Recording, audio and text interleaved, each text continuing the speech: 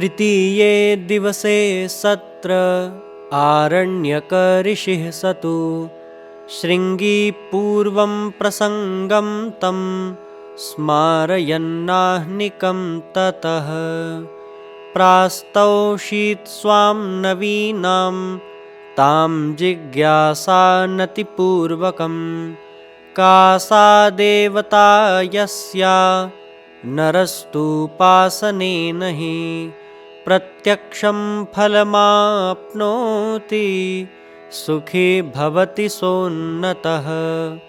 महाप्राज्ञो पिप्पलादो जगाद मानवस्य ही। अर्थात तीसरे दिन आरण्यक सत्र में श्रृंगी ऋषि ने पिछले दिन के प्रसंग का स्मरण दिलाते हुए अपनी नई जिज्ञासा नम्रता पूर्वक प्रस्तुत की। श्रृंगी ने पूछा, वह कौन सा देवता है जिसकी उपासना से मनुष्य प्रत्यक्ष फल पाता और सुखी समुन्नत बनता है।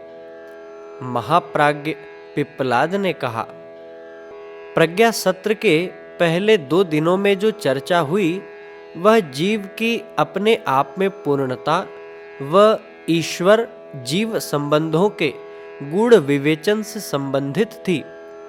इस तत्व दर्शन का व्यावहारिक स्वरूप जानने की जिज्ञासा श्रृंगी ऋषि यहाँ प्रकट करते हैं। जीवनं देवतानूनं प्रत्यक्षमन्यदेवताः परलोके कृपां कुर्वन् सात्मनो जीवनं परं सुसंस्कृतं च सज्जं च कर्तुं चेत् क्रियते भृशम् उपासना ततस्तस्या लाभास्त्वस्मिन् हि जीवने प्राप्यन्ते परलोकेऽपि संदेहो नाणुरप्यहो अत आवश्यकं यत् जीवनं संस्कृतं भवेत्। अर्थात मनुष्य का जीवन स्वयं ही प्रत्यक्ष देवता है। अन्य देवताओं की कृपा तो परलोक में मिलती है, पर अपने जीवन को सुघड़ सुसंस्कृत बनाने की उपासना के लाभ तो इस जीवन में भी मिलते हैं, परलोक में भी। इसमें रत्ती भर संदेह नहीं। अतः जीवन को सुसंस्कृत बनाना आवश्यक है। व्याख्या। महाप्राज्ञ पिप्पलाद कहते हैं कि यह स्वाभाविक है कि मनुष्य अध्यात्म विद्या की समुचित जानकारी होते हुए भी वह प्रतिफल न पा सके जो सहज ही अन्य मनुष्य व्यावहारिक ज्ञान के नाते पा लेते हैं। ईश्वर तो निराकार है, वे प्रेरणा भर देते हैं। उनकी उपासना उनके समीप बैठने से क्या आशय है?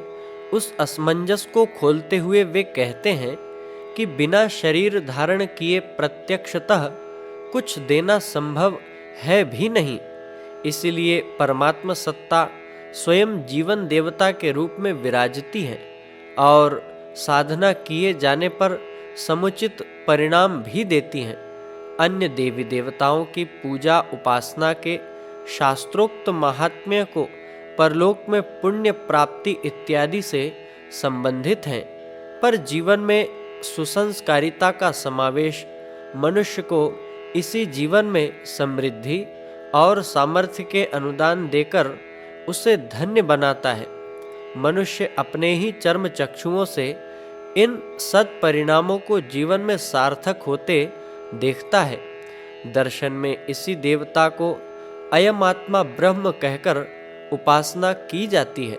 ऐसे जीव ब्रह्म की साधना प्रत्यक्ष और परोक्ष दोनों ही रूपों में फलित होती है।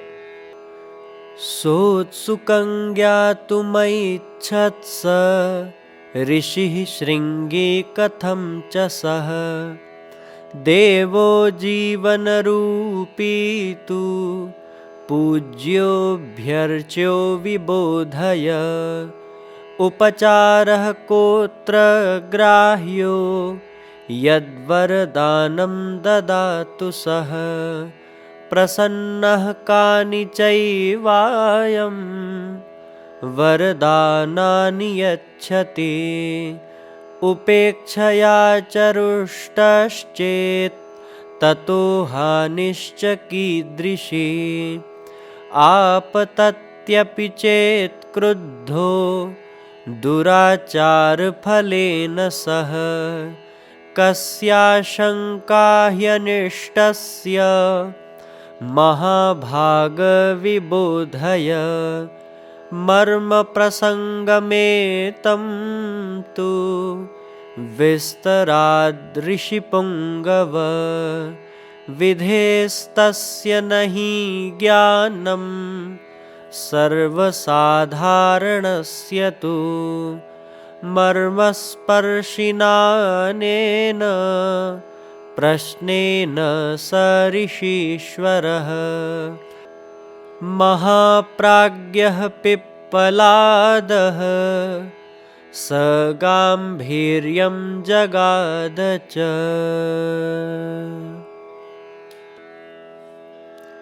अर्थात श्रृंगी ऋषि ने उत्सुकता पूर्वक जानना चाहा, जीवन देवता की पूजा अभ्यर्थना कैसे की जाए, उसे वरदान देने के लिए प्रसन्न करने के निमित्त क्या उपचार अपनाया जाए, जीवन देवता प्रसन्न होने पर क्या वरदान देते हैं, उपेक्षा करने पर यदि वे रुष्ट होते हैं तो क्या हानि उठानी पड़ती है, यदि वे दुर्व्यवहार के फलस्वरूप क्रुद्ध हो उठें तो किस अनिष्ट की आशंका रहती है। हे महाभाग, ऋषीश्वर इस मर्म प्रसंग को हमें विस्तार पूर्वक समझाएं। उसके विधि विधान की सर्वसाधारण को जानकारी है भी नहीं। मर्म स्पर्शी इस प्रश्न से वह ऋषि श्रेष्ठ महाप्राज्ञ पिप्पलाद गंभीर होकर बोले। व्याख्या। जिज्ञासु ऋषि जीवन देवता की उपासना की महत्ता महाप्राज्ञ के श्रीमुख से सुनकर अपनी उत्सुकता और भी गहन करते हैं। बिना नियम, विधि और क्रम विधान जाने कैसे अनायास ही इस साधना को आरंभ कर दिया जाए। जन साधारण को तो यह भी ज्ञात नहीं है कि ये देवता रुष्ट भी होते हैं व प्रसन्न भी। ऐसे में चूक कहाँ व किस प्रकार होती है, उससे कैसे बचा जाए, इसका समाधान लोकहित को दृष्टिगत रख पूछा जाना उचित ही है। जिज्ञासवः इह शृंगियुता मान्या मनीषिणः ध्यानेन श्रूयतां देवः जीवने फलदायकः प्रत्यक्षं तेन सार्धं च व्यवहारो यथा यथा हस्तामलकवत्सस्वं प्रभावं परिचाययेत् प्रभावं तस्य माहात्म्यं द्रष्टुं सर्वत्र संभवेत् जीवनं भरितं नून मनुदानैरजस्रगैः येषां सदुपयोगेन परिणामाः समुत्सहाः।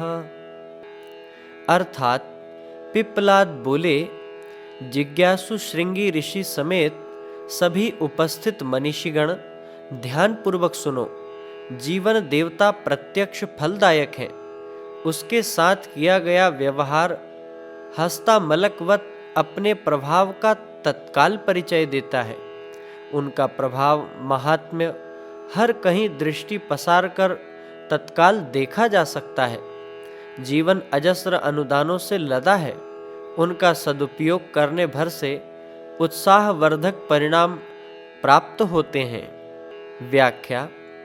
किसी भी बहुमूल्य वस्तु को श्रृंगार दान में सजाकर सुरक्षित रख दिया जाए तो उसकी उपयोगिता कहाँ रही। यदि इसके बदले में इससे प्राप्त धन को कहीं परमार्थ कार्य हेतु खर्च किया जाए तो पुण्य, और यदि मूल धन के रूप में जमा कर दें तो ब्याज के रूप में राशि मिलने लगती है। जीवन देवता हर मनुष्य के भीतर बैठे हैं, पर उनका प्रभाव व परिणाम तभी देखा जा सकता है जब अपनी दृष्टि चौड़ी की जाए।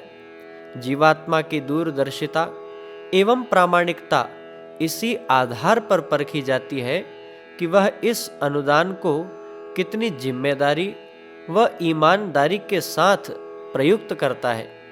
जो परीक्षा में उत्तीर्ण होता है उसी की पदोन्नति होती है।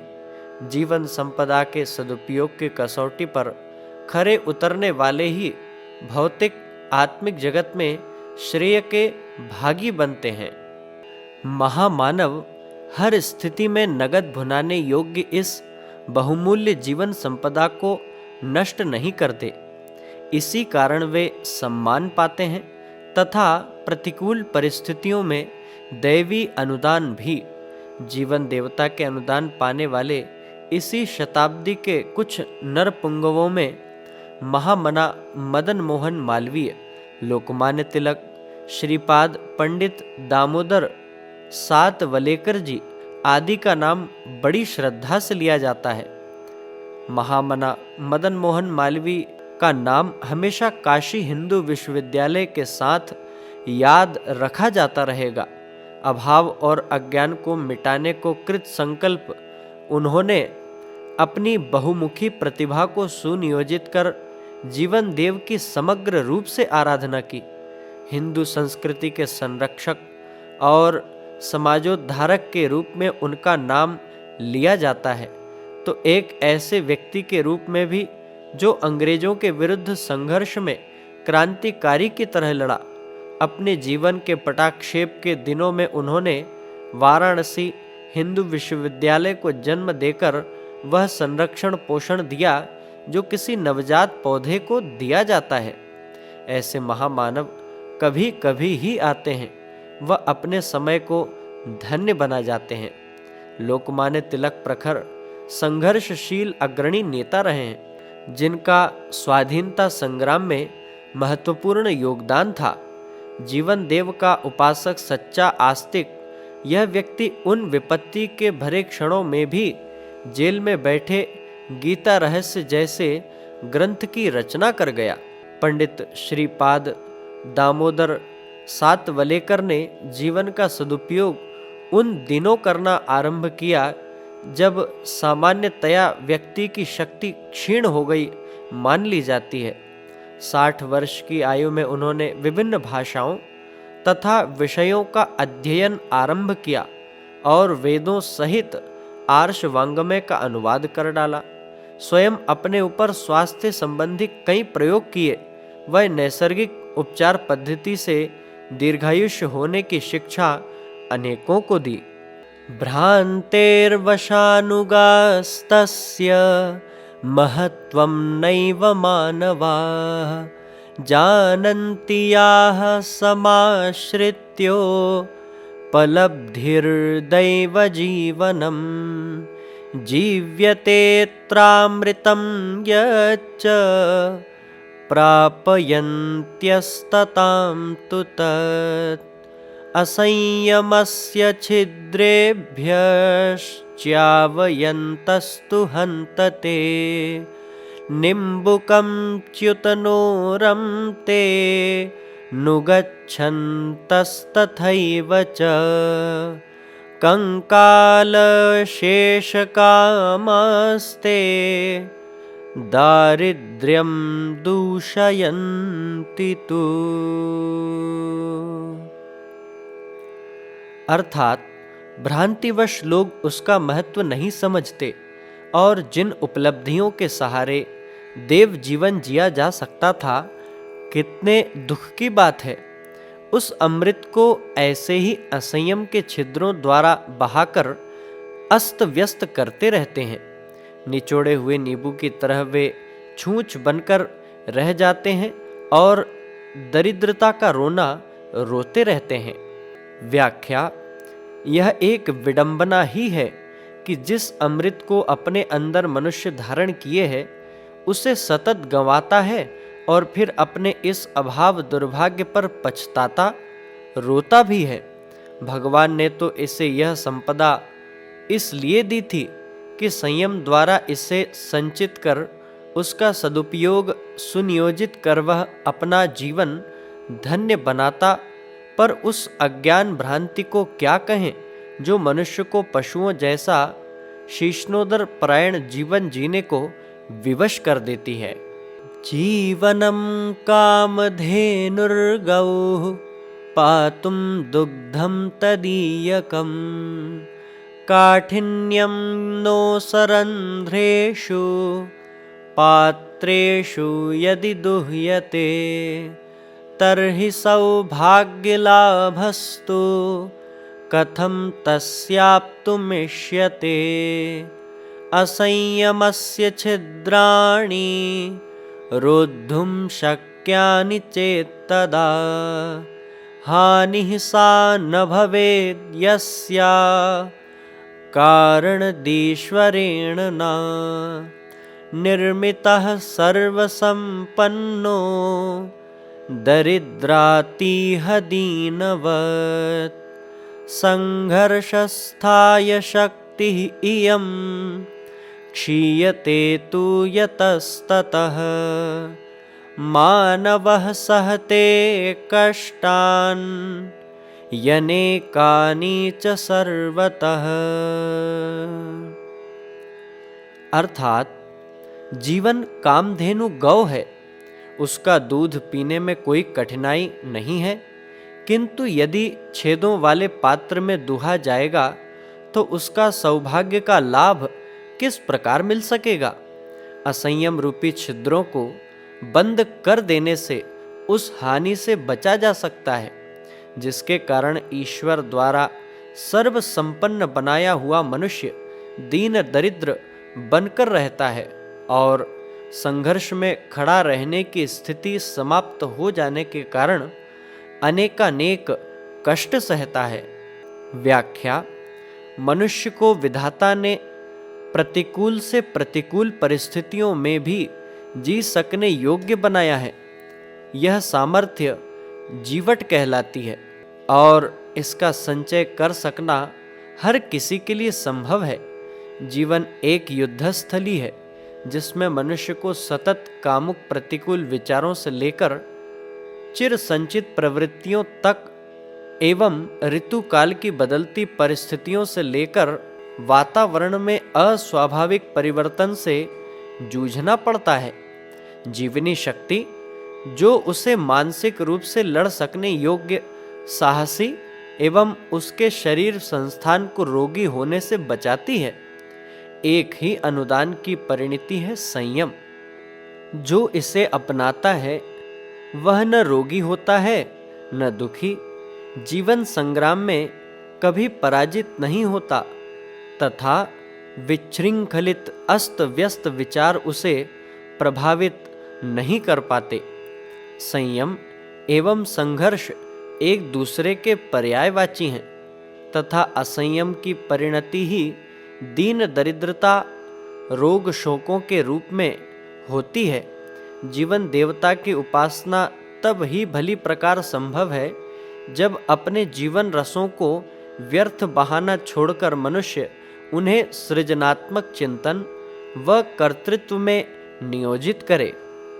ऋषिः श्रृंगी पप्रच्छातः परम काति विधानितो असंयमस्य छिद्राणि भगवन्नभिमतानि ते कथं तेव्यो जीवनस्य रसश्च्योतति मानवाः गृह्णन्त्यसंयमं किं ते परिणामान् विदन्ति नो विबोधय रहस्यं मे भूतलं स्वर्गतां व्रजेत् समाप्तिं दुःखदारिद्र्यं येन गच्छेच्च सर्वथा। अर्थात श्रृंगी ऋषि ने पूछा, भगवन, वे असंयम रूपी छिद्र कितने प्रकार के हैं और उनमें होकर किस प्रकार का जीवन रस निचुड़ जाता है? इस असंयम को लोग किस निमित्त अपनाते हैं और उसके दुष्परिणामों को क्यों नहीं समझ पाते? इस रहस्य को समझाएं ताकि यह भूतल स्वर्ग हो जाए तथा दुख दारिद्र्य सर्वथा समाप्त हो जाए। व्याख्या: ऋषि की आतुरता मानव मात्र को सुखी तथा धरती को स्वर्गोपम परिस्थितियों से परिपूर्ण देखने की है। इसी जिज्ञासावश वे पूछते हैं कि मनुष्य क्यों और किस प्रयोजन से इस गर्त में जा गिरता है। बुद्धिबल, शरीर बल से संपन्न होते हुए भी वह असंयम जन्य हानियों को क्यों नहीं समझता? ऐसे ही जिज्ञासा असुरों द्वारा बारंबार पराजित होने पर देवगणों ने प्रजापति से की थी।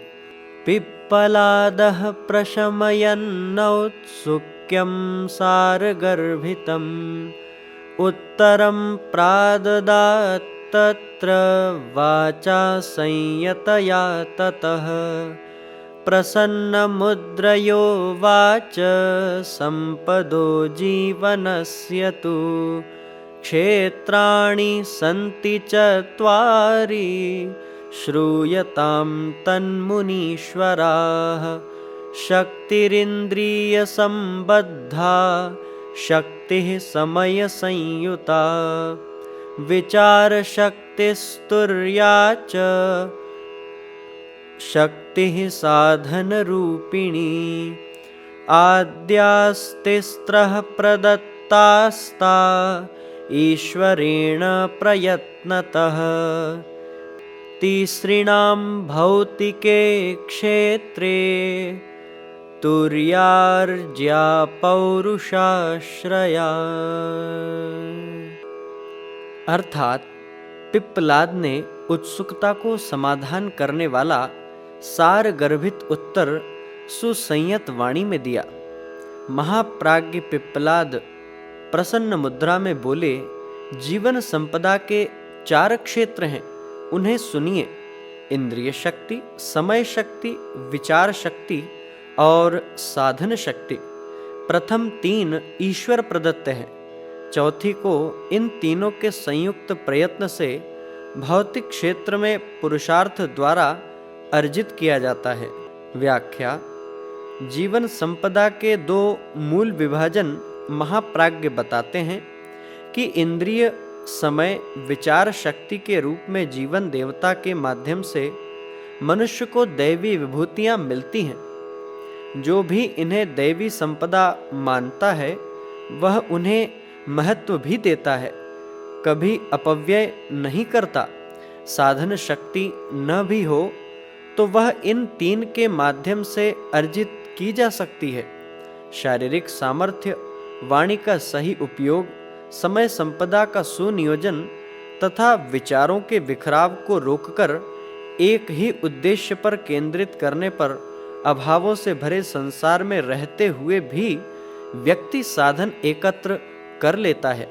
साधन शक्ति इसी कारण भौतिक लौकिक सामर्थ्य मानी गई है तथा शेष 3 मनुष्य की अपनी विशिष्ट विरासत है, जो भगवान ने उसे बड़ा सोच समझकर सदुपयोग करने के लिए ही प्रदान की है। अगर आपको हमारी यह वीडियो पसंद आई हो तो कृपया इसे लाइक, शेयर व कमेंट अवश्य करें। साथ ही हमारे YouTube चैनल ऋषि चिंतन को सब्सक्राइब भी करें। साथ ही बेल आइकन को भी प्रेस कर दें ताकि आने वाली सभी वीडियोस की नोटिफिकेशंस आपको मिलती रहें। धन्यवाद।